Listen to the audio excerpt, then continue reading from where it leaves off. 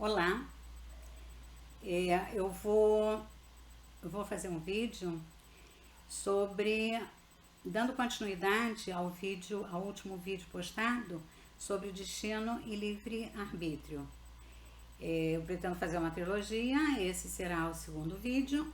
Quem quiser ver o primeiro, embora não seja pré-requisito, serão 3 vídeos independentes, mas quem quiser ver os 3, comentários, os 3 enfoques, o primeiro vídeo recebeu aqui no canal o nome de livre-arbítrio e contas a pagar.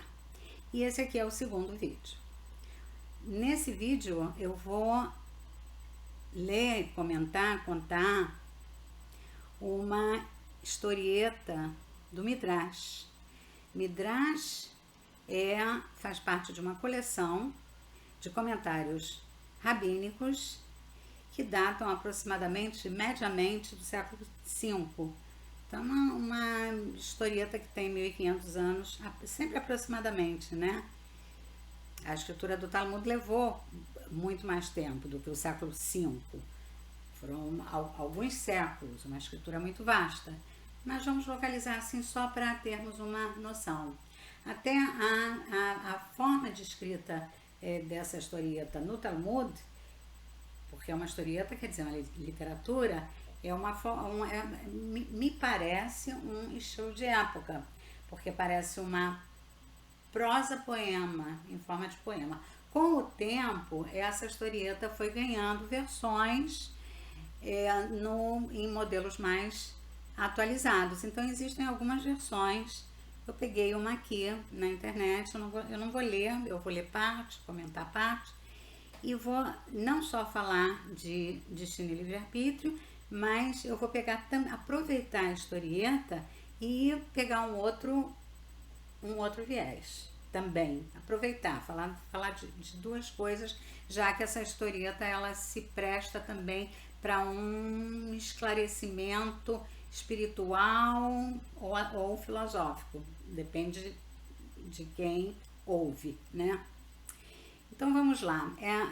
Essa historieta no Talmud, eu olhei no Talmud, no original, ela faz parte de um tratado chamado Tratado Shabbat, que está no Talmud babilônico. Eu baixei na internet e vi. O estilo literário do relato deve ser um estilo de época, né? E ele é como se fosse uma prosa-poema. Então, é uma prosa mais escrita em linhas curtas, são 10 linhas curtas no original, em forma de um formato de poema, também uma linguagem. Com o tempo, linguagem de época, com o tempo foram feitas versões para modelos, estilos literários de contos curtos, anônimos, né? Essas historietas que trazem algum conhecimento e que dão oportunidade para reflexão e para debate. Essa historieta foi ganhando várias versões. Escolhi uma versão aqui na internet, baixei, não vou ler a versão inteira, eu vou ler e comentar ao mesmo tempo. Essa historieta fala do sábio Rabi Akiva, muito famoso, um sábio do século I, que ele é muito citado na Mishnah, que a Mishnah é a primeira parte do Talmud, e ela começou a ser registrada a partir do século II, e o Rabi Akiva é muito presente, como outros também. Com o tempo eu posso trazer outros também, Hillel, Shammai e outros, e etc. Então, hoje a historieta o Midrash é sobre Rabi Akiva, ou a filha de Rabi Akiva. Então, aconteceu que certa vez, Rabi Akiva foi informado, lá no Talmud está escrito, pelos caldeus. Os caldeus eram os astrólogos. Então, Rabi Akiva foi informado por astrólogos que no dia do casamento da filha dele, ela morreria pelo veneno de uma serpente. Então, anos de ver, Rabi Akiva ficou muito aflito com isso Os anos se passaram e chegou o dia do casamento da filha de Rabi Akiva. No meio da festividade, um homem pobre apareceu e permaneceu na porta de entrada, observando as bandejas com iguarias. Quando foi a última vez em que ele comeu à vontade, né? Então, alguém finalmente o viu. E era a própria Calá, a noiva. Ela viu a figura abandonada na porta, reconheceu seu olhar faminto e silenciosamente ela se esgueirou, levou a ele um prato amontoado de alimentos deliciosos, justamente a porção que pertencia a ela, reservada a ela, a noiva, e pediu que ele comesse o quanto quisesse. E também, silenciosamente, ela, sem que ninguém percebesse, ela voltou ao seu lugar. Quando a festa terminou, o banquete, né, terminou, a Calá entrou no seu quarto, tirou o broche que adornava ou prendia o véu de casamento e prendeu entre duas pedras na parede. Na manhã seguinte, ao acordar, a filha do Rabi Akiva procurou seu broche e lá estava ele bem acima de sua cabeça, preso na parede. Ela o apanhou e soltou um grito. O broche, ela viu, tinha perfurado a cabeça de uma cobra venenosa, matando-a. Lá estava ela, enrolada e morta, enfiada entre as pedras, sua cor cinza camuflada sob o cinza da parede. Ela correu até o pai e contou que havia encontrado uma cobra morta no seu quarto, perfurada por seu broche de ouro, sem que ela percebesse. Rabi Akiva suspirou um visível alívio e disse à filha: por acaso você realizou ontem algum ato virtuoso que salvou você da morte? Ela pensou e em seguida respondeu: pai, durante a refeição de casamento, eu vi um mendigo na porta, observando as mesas de comida. Ninguém lhe deu atenção. Por isso eu mesma me levantei e levei até ele um prato com uma bela porção, que na verdade era minha própria. Disse o pai: você fez uma boa ação, minha filha, e essa mitzvah salvou a sua vida. Muito bem. Aí embaixo, adaptado do Tratado de Shabbat, 156b. Isso é uma versão, não está assim no Talmud. Eu já disse para vocês em que estilo está no Talmud, né? Seria uma prosa poema, em forma de poema. Muito bem, então nós temos aqui um conteúdo singelo, visível, evidente, que é o conteúdo da generosidade, de causa e consequência, de ação e recompensa, uma coisa quase infantil, né? Muito visível, se chama, quando está muito visível assim, se chama pshat, porque existem 4 formas de interpretação da leitura do mundo e da leitura de literatura também, 4 e das escrituras também. Então, 4 níveis. O primeiro nível é o pshat, quer dizer, é o pé da letra. Então, temos essa interpretação que está muito visível, né? Ela fez uma boa ação e ela imediatamente teve uma recompensa. Mas existem outros níveis de interpretação. O segundo é o remes. O remes é a metáfora. O terceiro cada vez mais sofisticado. O terceiro mais sofisticado é o drash, que é um ensinamento que se retira daí, e o último é o sod, é o segredo, né? Então, o que temos aí, isso toca no assunto do destino. O destino pode ser modificado? Aqui houve, né, uma situação em que o destino foi modificado, né? Foi modificado por uma boa ação de forma inconsciente, de forma desconhecida. Ela não sabia que isso iria... Ela nem sabia da previsão de morte no dia das bodas. Então, vemos aqui uma mudança de destino, apontando de que o destino pode ser mudado por circunstâncias, né? Como foi o caso da historieta.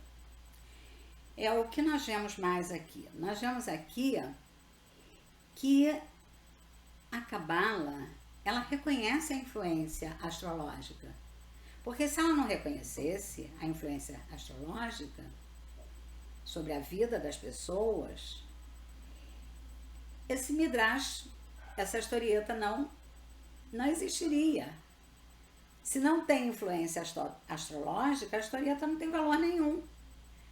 Né? Quer dizer, se é citada a influência astrológica como exercendo, né, ação sobre a vida humana, e é citada no Talmud, é sinal que a Cabala reconhece que existe sim uma influência astrológica. Mas pela historieta, nós já estamos entrando em outro nível de entendimento que não está no pshat, não está na simplicidade da historieta literal. Está já num outro tipo de interpretação, tipo, a Cabala sim acredita em astrologia, porque se não acreditasse, não ia nem levar em conta para criar uma historieta. Segundo, é possível mudar o destino? É possível mudar o destino. Então, a gente já entrando no Remes e no Drash, que é a metáfora e o ensinamento, o que mudou a influência astrológica? Alguma coisa mudou a influência astrológica. Então, a Cabala, essa historieta, nos ensina que a Cabala, apesar de reconhecer, sim, a influência astrológica, ela também reconhece influências além ou acima da influência astrológica. E a pessoa, quando a pessoa evolui espiritualmente, ela pode se desviar da influência astrológica, que é a mais imediata. Se nós olharmos assim a estrutura do universo de forma vertical, né? Então, assim, a primeira influência sobre a vida humana é a astrológica. Até por materialidade. Essa influência tem uma fisicalidade, que são os planetas. Existe uma fisicalidade. Mas, por cima, existem outras influências, que pode ser influência angelical, pode ser influência da providência. Nesse caso, me parece que foi a influência da providência divina. Quer dizer, existem outras formas de influência na vida humana, não apenas a astrológica. Agora nós vamos para o Sod, e que é possível, né? É possível ultrapassar a influência astrológica, seria parecido, não é a mesma coisa, mas parecido com, é possível mudar o destino, sim. Não sabemos exatamente como, e aí nós vamos para o Sod, nós vamos para o segredo, que é a última forma de interpretação, que não está no texto e é totalmente abstrata, totalmente a nível de abstração do pensamento.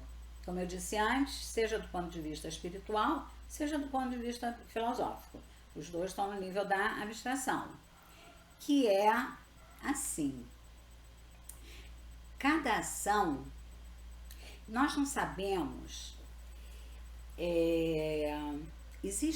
eu fiz vídeos no meu canal que falam da reverberação.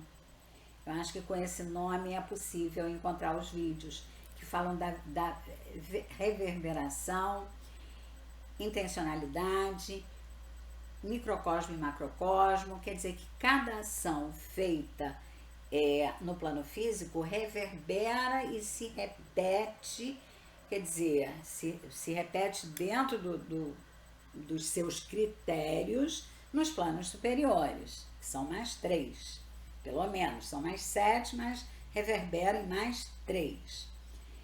Então, o que traz aqui? Quando nós fazemos alguma ação, por mais rotineira que seja, como a filha do Rabi Akiva, que prendeu o broche na parede. Então, alguma coisa bastante rotineira, bastante não intencional, né? Bastante inconsciente, qualquer ação que nós estamos fazendo, por opção ou por falta de opção, consciente ou inconscientemente, nós podemos estar modificando fatos sem saber. Né? Olha o nível de abstração. Tentem acompanhar comigo, porque eu não sei se eu estou sendo clara. Já falei 1000 vezes no canal que a linguagem espiritual não tem um vocabulário próprio e nós temos que usar uma linguagem referida ao plano físico. Então, assim, cada ação pode, às vezes não, às vezes ela não toca cordas em outros fatos ou em outros lugares, ou, né, em outras circunstâncias, situações, mas podem tocar.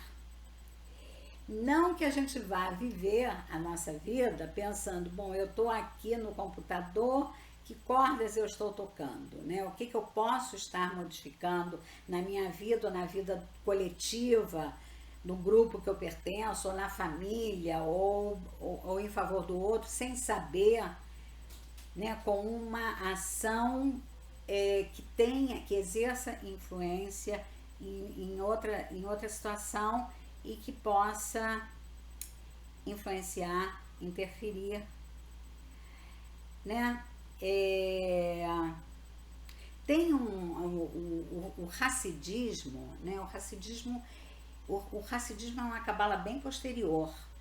O Hassidismo é uma cabala mais popular, menos erudita, mais tradição oral e que surgiu no leste europeu a partir do século XVIII, aproximadamente, 17 e 18.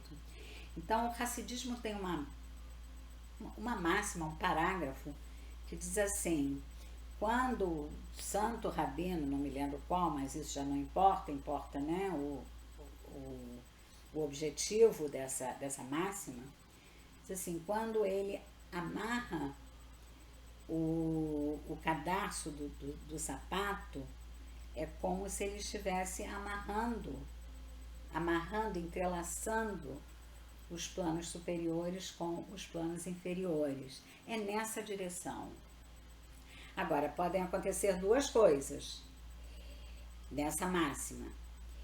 Ele emitir uma intencionalidade ao amarrar o cadarço do sapato e como se ele estivesse intencionalmente promovendo, bom, nesse ato eu estou promovendo a união dos planos espirituais com os planos físicos para o bem coletivo, e pode ele simplesmente estar amarrando o cadarço do sapato, mas por algum mérito, ou sem intencionalidade, ou por algum mérito dele, ou por alguma santidade, ou por algum motivo, ou porque alguém precisava fazer isso naquele momento, ele provocar isso. Bem, eu aqui podem perguntar, né? Tem espaço aí para a gente conversar a respeito disso, né? Quer dizer, falamos da questão do destino, que pode ser, sim, mexido. A gente não sabe exatamente como, né? E a gente nem sabe se mexeu ou não. No fim das contas, a gente acaba sem saber se mexeu ou não. Se nós tivéssemos uma figura externa para nos relatar, dizer, ó, lembra no tempo tal que aconteceu isso assim, assim, não era para ser isso, porém, numa ação, né, que foi feita, que modificou, se tivéssemos um relato externo, mas não temos. Então, cada dia pode ser um dia de mudança de destino, né, com ações do cotidiano. Então, assim, se não ficou claro, então podem comentar. Pessoas me mandam e-mail também.